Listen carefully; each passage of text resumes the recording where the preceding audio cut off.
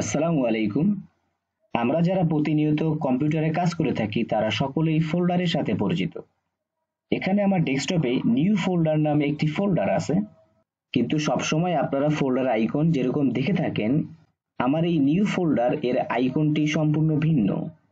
আপনারা সবসময় সাধারণত ফোল্ডার আইকন এভাবে দেখে থাকেন, কিন্তু খেয়াল করলে দেখতে পাবেন আমার ফোল্ডার আইকন একটি স্টার দেওয়া, দেখতে খুবই সুন্দর লাগছে।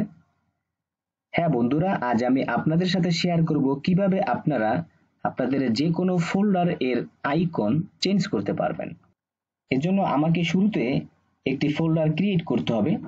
আমি মাউসের রাইট বাটন ক্লিক করে নিউ ফোল্ডার ক্রিয়েট করলাম। এটির নাম নিউ ফোল্ডার 2, আমি এটাই রাখলাম। বাইরে ক্লিক করলাম। এখন আমি নিউ ফোল্ডার 2 এর আইকন কালার চেঞ্জ করব। এজন্য এর উপরে মাউসের রাইট বাটন ক্লিক করে দেব। নিচ থেকে চলে যাব প্রপার্টিজ।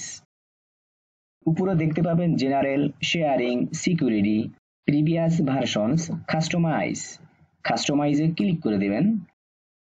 তার নিচে দেখতে পাবেন চেঞ্জ আইকন। বর্তমানে এই আইকনটি আছে। আপনি আইকন চেঞ্জ করার জন্য চেঞ্জ আইকনে ক্লিক করে দেবেন। তাহলে আপনার সামনে অসংখ্য আইকন চলে আসবে। নিচ থেকে রাইট অ্যারো এখানে ক্লিক করলে আপনি অসংখ্য আইকন দেখতে পাবেন। এখান থেকে আপনি আপনার পছন্দ মতো যে কোনো একটি সিলেক্ট করে দিবেন।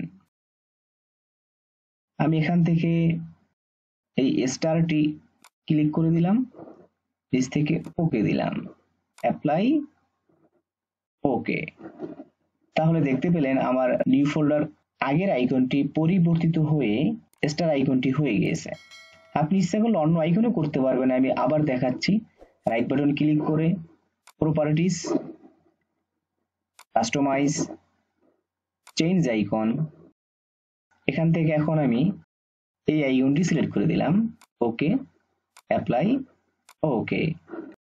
দেখতে পেলেন আইকনটি চেঞ্জ হয়ে গেছে।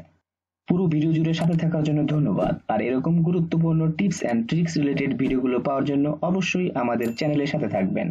আসসালামু আলাইকুম।